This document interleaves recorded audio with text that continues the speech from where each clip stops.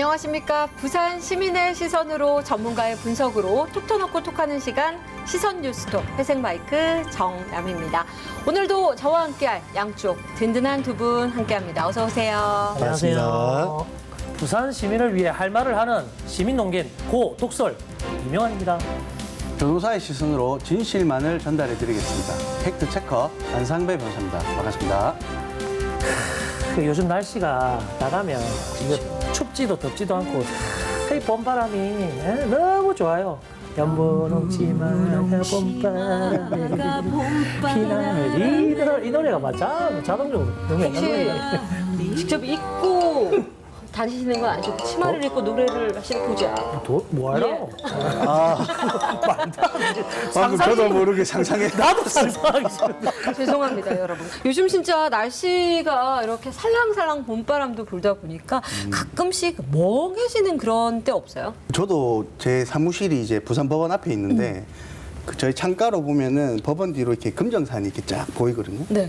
그거 보고 있으면 저도 모르게 그냥 멍해지는데 근데 이 느낌이 그렇게 싫지가 않아요. 괜찮아요. 맞아. 예. 사람이 하도 바쁘게 살다 보니까 이게 가끔 이렇게 멍하게 볼 때가 좀 여유가 생기고 좀 그럴 때 있는 것 같아요. 그렇죠. 이런 꿀맛을 즐기기 위해서 얼마 전에 부산에서 최초로 멍 때리기, 일명 멍상 대회가 최초로 열렸습니다. 이거 미리 알았으면은 저도 한번 참가해가지고 한번 입상을 한번 노려봤을 건데. 잘할 것 같다. 멍잘 때리거든요. 네. 그 24살 대학생 홍성진 씨가 1등이 됐는데 처음에는 그냥 저녁에 뭐 먹지? 뭐 할까? 이렇게 하다가 그냥 무념무상의 세계로 빠져들어서 결국은 첫 멍상 대회에서 우승자가 됐습니다. 아, 근데 이게 뭐 우리 인생사하고도 다르지 않은 것 같아요. 이게 무념무상으로 그냥 있다 보면은 뭐 지금 힘든 일도 그냥 뭐 아무 일이 아닌 것처럼 느껴지고 멍상이라는 게 좋은 것 같네요. 예. 어쨌든 오늘도 시선 뉴스톡, 이 톡톡 튀는 입담으로 여러분의 일상에 담비 같은 즐거움과 깨침을 드릴 수 있도록 하겠습니다. 오늘의 첫 코너 시작합니다. 위클리 B급 뉴스 탑3 출발합니다. 중구 남포동에서 서구 아미동 까치고개를 올라가다 보면 왼쪽 편 언덕에 화강암으로 지어진 멋지고 예스런 건물이 하나 있습니다. 6.25 전쟁 당시 피라민들에게 음식을 제공하고 아이들을 가르쳤던 은천교회인데요. 한눈에 보기에도 건축학적 가치가 높아 보이지만 문화재가 아니라는 이유로 행복주택 진입도로 확장 공사에 곧 철거가 될 예정이랍니다. 이건 가격의 개념이나 평가의 개념이 훨씬 달라야 되는 그런 건데 옆에 있는 건물에보다 조금 더 새 거 하나 사줄게 하는 이런 수준으로 이걸 평가한다는 것은 정말 잘못된 평가다. 철거된 다음에 남은 땅에 복원하려고 했지만 책정된 보상금이 복원 비용의 절반밖에 안 돼서 지금 상황에서는 사실상 복원은 불가능하지 않나 싶습니다. 건축물의 가치는 보이는 것보다 그곳을 기억하는 사람들의 추억은 정말 보이는 것보다 훨씬 몇천 배 가치가 있습니다. 정말 안타까운 행정이 아닐 수 없습니다. 있을 때 잘해 노래 가사 아시지? 있을 때 잘해 후회하지 말고. 어제 오늘 일이 하는 쓰레기 무단 투기 문제. 그래도 어린이집 앞, 초등학교 앞, 경로당 앞은 좀 아니지 않습니까, 여러분? 남구 문현사동 쓰레기 무단 투기가 50m 간격으로 이어지자 민원이 폭주했고 결국 남구청은 이를 단속하기 위해서 이동식 단속 카메라 14대를 운용했습니다. 효과는 바로 나타났는데 그렇다면 그 많던 쓰레기 어디로 갔을까요? 없어진 것이 아니라 단속 카메라가 설치된 바로 옆 공터로 자리만 옮겨 투기돼 있었습니다. 결국 남구청은 현재 10여 대, 석 대 더 추가 설치를 하기로 했는데요. 네, 조지 오웰의 소설 1984에 보면 감시자 빅브라더는 시민들을 감시하기 위해서 도시 곳곳에 카메라를 설치했습니다. 물론 단속 카메라가 많으면 도움이 될 수는 있겠습니다만 왠지 씁쓸한 생각, 저만 그런가요? 상속세 12조. 연일 고 이건희 삼성전자 회장의 유산 상속 내용이 화제입니다. 그런 가운데 이 회장의 유족이 쌓아올린 기부 소식이 또 한 번 이목을 집중시켰습니다. 바로 해운대 장산의 상속받은 임야를 해운대구청에 기부했기 때문인데요. 축구장 5개 크기의 임야의 현재 시세로 약 7억 원에 달하는 땅이라고 합니다. 해운대구는 좋겠습니다. 고 이건희 회장의 재산이 약 30조라고 합니다. 돈은 어떻게 버느냐보다 어떻게 쓰느냐가 더 중요하다고 하는데요. 장산 이번 임야 기부는 노블리스 오블리주의 좋은 사례가 아닌가 싶습니다. 근데 30조라 현실감이 하나도 없습니다. 저만 그런가요? 네, 여러분은 지금 부산 시민의 시선 맞춤 시사 토크쇼 시선 뉴스톡과 함께하고 있습니다. 함께 외쳐볼게요. 이게 무슨 일이고? 오늘은 좀 기대가 더 됩니다. 이게 갈수록 무슨 일이고가 이 스케일이 달라요. 네. 근데 그러고 보니까 저번 주에 회색 마이크가 먼저 선전포고 했던 것 같습니다. 했죠. 어. 했습니다. 제가 했죠. 지난주에 사실 위클리 B급 뉴스에서 제가 전해드린 뉴스가 작년에 부산에서 취업을 준비하던 한 남성이 보이스피싱의 피해를 당했고 이후에 극단적인 선택을 했었다. 그때 뭐 할 얘기가 있다 했는데 그러면 회색 마이크도 보이스피싱 당했다 이 말입니까? 아이고, 그거 당했으면 제가 여기 못 있죠, 지금. 예. 예. 아니, 사실 그 뉴스를 전해드리면서 갑자기 떠오르는 일화가 있었고 주변에서도 굉장히 비일비재하게 발생하고 있었기 때문에 그냥 넘어갈 수가 없었습니다. 누구 그래서 주변에- 제가 주변에- 할 말이 있습니다. 할 말 많습니다라고 주변에 급제안을 누가 드렸죠. 당했어? 누가? 많아요. 저희 신랑이 당할 뻔했어요. 아, 당할 뻔. 당할 당한 건 뻔했어요. 아니고. 진짜 근데 회색 마이크님, 예? 법은 당신 가까이에 있습니다. 항상 이용하시면 돼요. 싸게 해드리겠습니다. 갑자기 왜 산으로 가는 거예요? 아이고 당한 것 같아가지고. 당한 거 그래서 제가 일단은 녹취록을 좀 준비를 했는데 이게 다소 삐 처리가 좀 있을 수 있어요. 함께 사는 분이 성격이 그리 좋지 못해서 이게 보이스피싱이다라는 걸 아는 순간 막 그렇더라고요. 일단 한번 들어보실게요. 아, 네, 안녕하세요. 좀 전에 연락드렸던 이준호 대리예요. 예, 예. 네, 그 인증 문자 받으셨나요? 인증 문자요. 예. 887. 네, 확인 부탁드릴게요. 887 잠시만요. 아닌데요. 저 신용등록평가원에 다시 신청해 드릴게요. 잠시 후 다시 연락드릴게요. 네, 고객님. 새로 문자 안 들어오셨나요? 마, 그만해라. 목소리가 지금 아까부터 들킨 연습 좀 더 해, 임마. 이건 보이스피싱이 맞는 거죠. 그 전화상으로 인증번호 이런 거 가르쳐 달라는 건 거의 100%라 보면 돼요. 그러니까 주변에서 지금 이렇게 남편분이면 완전 그냥 그건데 바로 앞인데 그럼 이게 그렇게 많다는 거잖아요. 이게. 그럼요.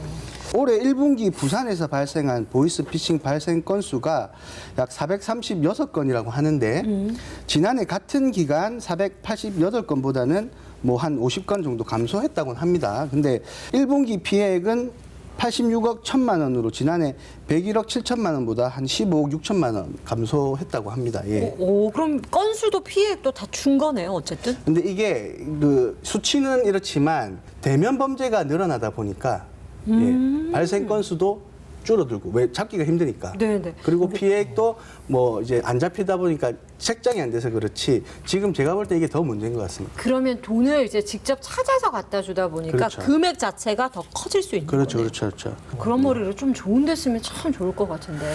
저는 보이피싱 전화 오면 나는 피할 수 있을 것 같은데. 그거 구분이 안 다들 되니까. 이런 생각을 하거든요, 사실. 다들 제가 피해자랑 상담해봐도 몰랐습니까 하면은 아이고 저도 정신이 나갔나 봅니다 이랍니다. 바쁠 때 전화 오는 거 아니면 근데 나는 안 당하지라고 하지만 실제로 그 상황이 닥치면 나도 모르게 찾아들게 되어 있습니다. 그러면 우리 고독설 씨는 속나 안 속나 바로 지금 나는 확인을 자신 한번 있어. 해볼게요. 왜냐면 그게 그걸 뭐 내가 그래요. 자, 준비했습니다.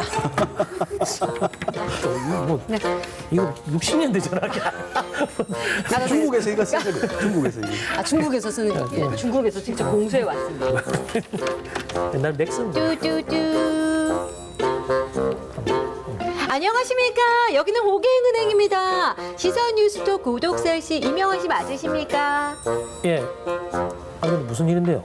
아, 네네. 무슨 아니, 저 일이냐면 의심 많거든요. 네네네. 근데 모르는 사람 전화 잘 안 받는데. 예. 보통 070 뭐 이런 거는 안 받는데 051로 와서 내가 한 받아봤는데. 그러셨구나. 우리 고객님. 맞아요.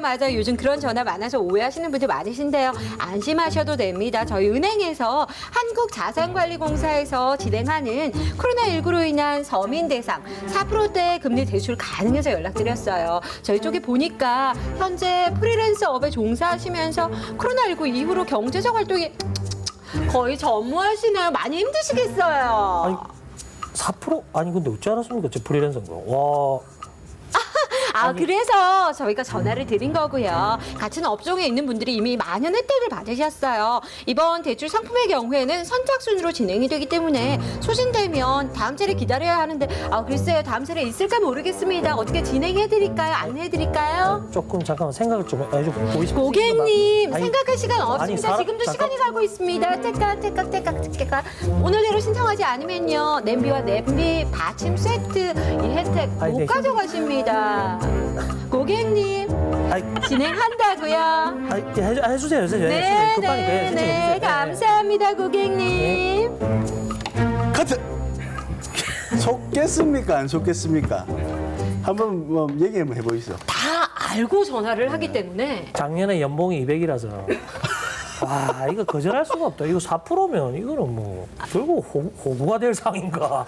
내가 결국은. 근데 이렇게 해서 대출 받으면 되는 건가? 이거 이게 끝이 아닌 거죠. 이게 끝이 아니고 이게 시작입니다. 시작. 저 이후로 새로 대출을 상환해주겠다. 새로운 걸 바꿔주겠다. 이걸 대안이라 하는데, 그럼 솔깃하잖아요. 그렇죠. 이자가 내가 이자를 내가 덜 내니까. 기존 대출을 변제를 다 해야지, 상환을 해야지 새 신규 대출이 나온다 하면서 기존 대출금을 현금으로 갖고 오라고 합니다. 그러면 기존 대출금 갖고 와요. 그럼 아까 명한쌤한테 무슨 은행인지 알았잖아. 이 사람들이 그 은행 대출 완납서를 위조를 해버립니다. 그래서 돈을 갖고 오면 이 대출 완납서를 줘. 그럼 피해자 입장에서는 대출 완납됐구나 신뢰가 하고 가죠, 돈을 이제. 주는 거지. 주는 순간 끝나는 겁니다. 그러니까 이게 이런 문서까지 위조를 해서 진행을 해버리는 겁니다. 자기도 모르게 그냥 속는 겁니다. 나쁜 사람들이네요. 하여튼 악마는 디테일이 있다더만. 진짜. 그러니까 문제는 이제 코로나19로 인해서 소상공인들이 이렇게 많이 당한다면서요. 그렇죠. 왜냐하면 이제 소상공인들이 힘드니까 대출도 잘 안 나오잖아요. 그러니까 이렇게 신규 대출이 나온다니까 거기에 그냥 혹하는 겁니다. 고객님 조심하세요. 안 돼. 어떻게 이렇게 사람 마음 약점 딱 알고 하니까. 근데 이런 전화로 오는 보이스피싱도 있지만요. 최근에는 문자로 오는 사기도 많아요. 법원 앞에서 만나자 한 거예요. 피해자를. 그리고 나가보니까 검찰 직원이라는 명찰을 달고 있어. 피해자 입장에서는 검찰 직원, 법원 앞이다. 의심하겠습니까? 의심 안 합니다. 그렇죠. 이렇게 대담해지고 있습니다. 수법이. 예. 아니 시스템상 이걸 좀 뭘 좀 막아줘야 되는 그런 게 있어야 되지 않을까요? 그렇죠. 그래서 이제 부산경찰청이 보이스피싱과의 전쟁을 선포를 했습니다. 경찰과 은행이 손을 잡았는데요. 일단은 대기표에다가 보이스피싱 방지를 위한 문구를 넣었습니다. 대부분 대면 편지이기 때문에 피해자들이 은행에 돈을 찾으러 온다는 걸 알고 은행 창구에서 번호표에 그 기존의 문구에서 이렇게 바꿔놓은 거죠. 그러네요. 그리고 또 이제 은행 고객들의 그 거래 패턴 같은 것들을 요새 AI가 잘 돼 있으니까 분석을 하는 거예요. 이명한 쌤은 평소 예를 들면 뭐 돈을 인출을 잘 안 하더라. 돈이 없으니까. 하여튼 뭐 예를 들자면 AI가 데이터를 분석을 해놓는데 갑자기 이 사람이 뭐 몇 천만씩 인출하더라. 그럼 이거 보이스피싱일 가능성이 높잖아요. 그럼 이때 바로 은행에서 다이렉트로 이제 경찰로 신고를 하는 거예요. 또 이게 얼마나 사실 이 돈이라는 게 피땀 흘려서 번 거지 않습니까? 그럼요. 얼마나 이게 소중한 거예요. 이 보이스피싱 범죄 조직원들 잡히면은 정말 이제 엄벌에 처한다. 그래서 조직까지 뿌리 뽑겠다는 의지를 지금 강화하고 있다고 합니다. 잘하고 있네. 아까 진짜. 제가 시스템이 없나 물어봤는데 이게 이렇게 돼 있고. 보이스피싱 범죄 중에 피해자가 그냥 뭐 돈을 이체한다든지 피해자 선에서 끝나는 범죄 말고 지금처럼 대면 범죄, 그래서 현금을 주고 현금을 받는 이런 시스템, 여기 보면 현금 수거책이라는 단순 가담자들이 있습니다. 네. 근데 이 단순 가담자들에 대해서 저희가 좀 얘기를 좀 해보고 싶어요.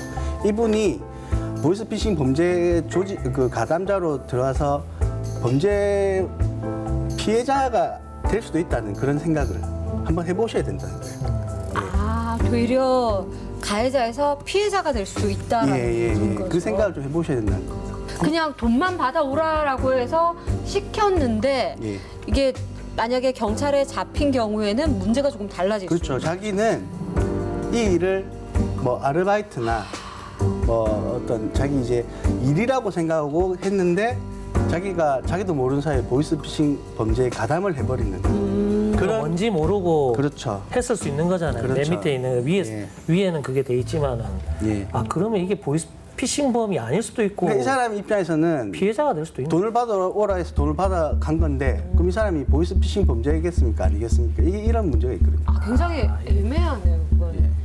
가해자인지 피해자인지 그 경계가 좀 모호할 것 같긴 해요. 근데 결국은 이 현금 수거책으로 인해서 이 범죄가 완성되는 거기 때문에 보이스피싱 범이라고 안 할 수가 없습니다. 보이스피싱 범은 확실합니다. 사실은 보이스피싱 조직이 굉장히 크고 또 중국에 거의 서버가 다 있잖아요. 아주 지능적이라고 하는데 이렇게 우리 주변에 일상에서 흔히 보는 이웃들이 어쩌면 또 예. 다른 피해자가 될 수도 있는 거네요. 저희 방송을 보는 시청자분들께서 혹시나 이 현금 수거책에 가담하게 되는 상황이 올 때 방송 보니까 이거는 보이스피싱 범죄구나 알고 가담을 안 하게끔 하는 게 오늘 조금 제가 좀 목표로 하고 있는 그래요. 예, 일단은 보이스피싱에도 당하면 안 되겠지만 혹시라도 내가 현금 수거책이 될 수도 있는데 그런 상황이 되지 않게 하기 위해서 오늘 예. 우리 팩트체커가 정확하게 알려드리도록 하겠습니다. 가담자도 보이스피싱 범죄에 가담했기 때문에 그리고 지금 처벌을 강화해야 된다 했지 않습니까? 네. 재판을 받아보면은 거의 대부분 실형이 나옵니다. 실형이 안 나오기 위해서는 피해자들과 합의를 해야 돼요. 근데 이 합의하는 과정도 쉽지가 않아요. 손해배상에 대해서 합의를 해야 되니까 그걸 제가 조금 설명을 드릴게요. 고독서 씨 저 한번 보시겠습니까? 네. 어? 남희 씨도 한번 때려보세요. 에잇, 난 내 대다. 네, 시원하네요. 자, 그러면 회색 마이크가 4대 때렸고 제가 2대 때렸다 해요. 같은 강도로 때렸다 합시다. 네. 고독설 씨한테 피해가 발생하면 우리는 2대1로 배상해주면 될 거 아닙니까? 맞죠? 근데 고독설 씨는 어떻게 하고 싶어요? 예를 들면. 아니 난 모르겠고 6대 맞았으니까 둘이 뭐 어떻게 하든 뭐 누가 더 많이 때리고 이런 건 잘 모르겠고 나는 그 6대 맞은 것만 풀어주면 돼. 나는. 이 부분이 중요합니다. 그러니까 우리 민법에서도 피해자를 두텁게 보호해야 되잖아요. 우리 두 사람이 잘못했지 않습니까? 이걸 공동불법 행위라 하거든요. 공동불법 행위를 했을 때 피해자는 회색 마이크나 저나 누구한테든 전 손해 전부를 다 청구할 수 있는 거예요. 그러면은 방금 고독설 씨한테 피해가 300만 원이 발생했다. 회색 마이크가 300만 원을 다 줘야 될 수도 있는 거예요. 제가 300만 원을 다 줘야 될 수도 있는 거예요. 그리고 우리는 정산하면 되는 거예요. 그러니까 회색 마이크가 300만 원 다 줬다. 나중에 저한테 100만 원 구상하면 되는 거예요.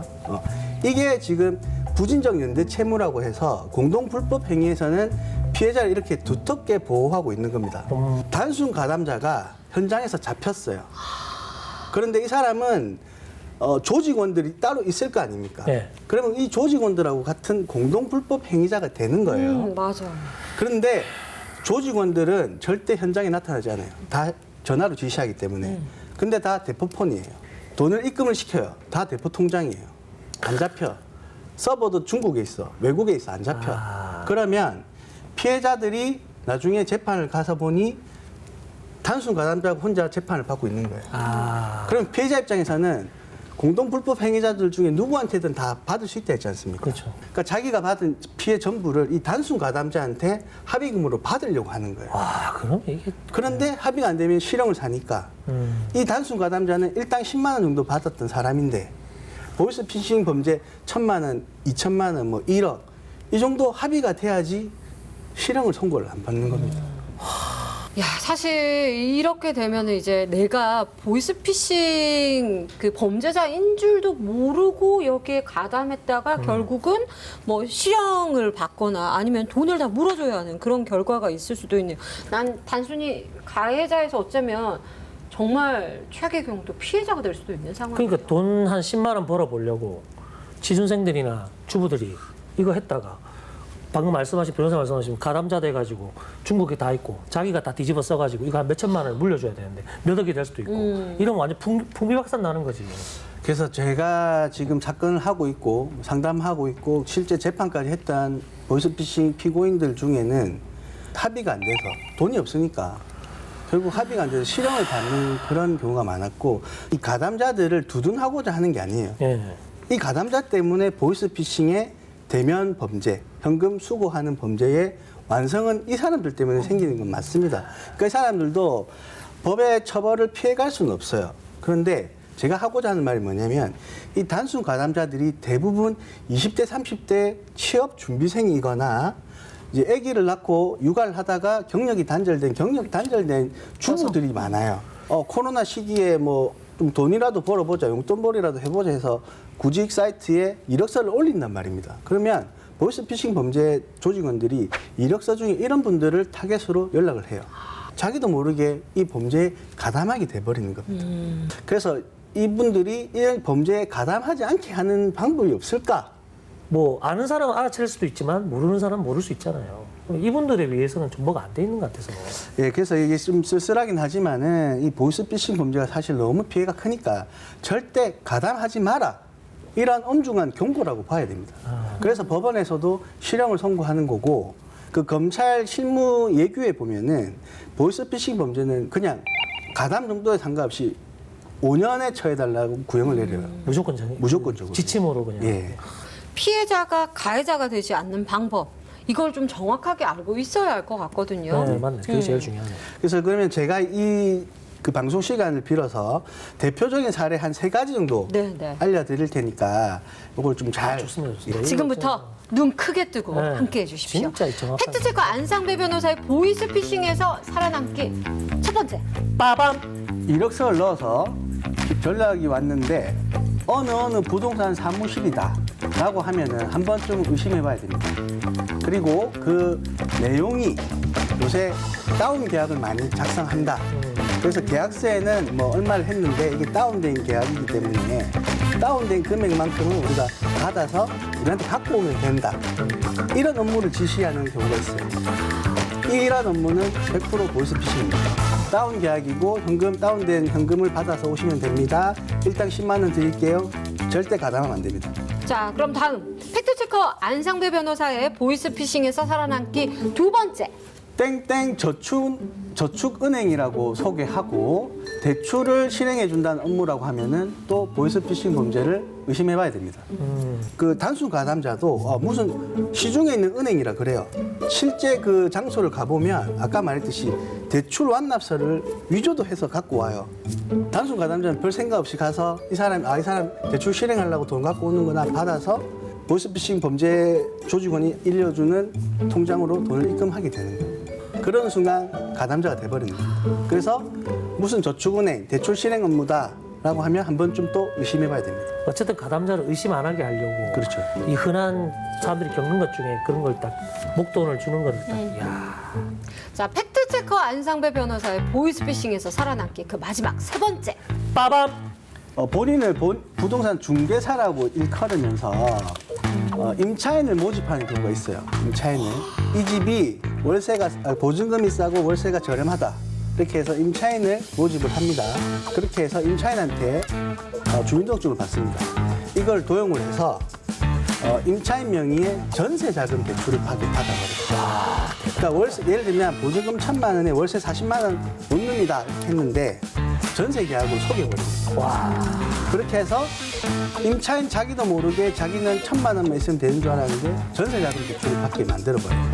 그리고 임대인한테는 보증금 1,000만 원에 이제 월세 40만 원이니까 1,000만 원을 입금해 주면 되잖아요, 보증금으로. 근데 1억 원짜리 전세 자금 대출 실행해가지고 1억 원을 입금을 해요. 그 다음에 임대인한테 임대인 씨 제가 모르고 0을 하나 더 붙여서 보내버렸다. 그러니까 차액인 9천만 원을 다시 제가 요청하는 은행으로 보내달라. 임대인은 아무것도 모르고 다시 반환을 하죠. 그 순간 보이스피싱이 진짜 무섭다. 진짜 일단은 이력서를 넣었을 때 부동산이다라고 연락 오는 거, 저축은행이다라고 소개를 하는 거, 그다음에 부동산 중개인 행세를 해서 어떤 거래를 할 때도 조금 주의를 하셔야 될 것 같습니다. 팩트체커의 오늘 명강의가 우리 부산 시민 여러분들의 보이스피싱 대탈출의 매뉴얼이 됐으면 하는 바람을 가져봅니다. 여기 대박 부동산입니다. 알바 지옥에 구직 이력서 올리셨지? 우리는 얼굴 보고 일 안 합니다. 예, 저기 뭐 코로나라서 얼굴 안 보고 그래 합니다. 편하시죠? 예. 우리는 카드 안 합니다. 100% 현금만 취급합니다. 기가 막히죠? 일당은 현금 10만 원 기가 바로 줍니다. 이거 놓치면 안 됩니다. 이거 기가 막힌 직업이에요. 지금 사람도 줄 서 있어요 지금. 부산 시민에게 피가 되고 살이 되는 시사 버라이어티 시선 뉴스도 오늘 여기서 마무리해야겠네요. 오늘은 역시 변호사, 법을 아는 사람이 무엇인가, 그리고 이 정말 팩트 체크가 진짜 이 위험한 사건들, 그리고 정말 피해자 발생할 수 있는데 이 한 사람이 어떤 이런 참 지식이 또 많은 사람들이 알고 있겠지만 이렇게 얘기해 주신 게 너무 대단한 생각입니다. 우리 변호사님한테 박수 한번 진짜 감사합니다. 예. 마지막으로 진짜 가담하시면 안 됩니다. 가담하시면 피해자도 그 피해금이 너무 많이 발생하시고 가담자 본인도 정말 힘들어집니다. 절대 가담하지 마십시오. 네, 부산 시민의 슬기로운 부산 생활에 더욱더 도움을 드리는 시선 뉴스독이 되도록 하겠습니다. 오늘 저희는 여기서 인사드립니다. 고맙습니다. 감사합니다.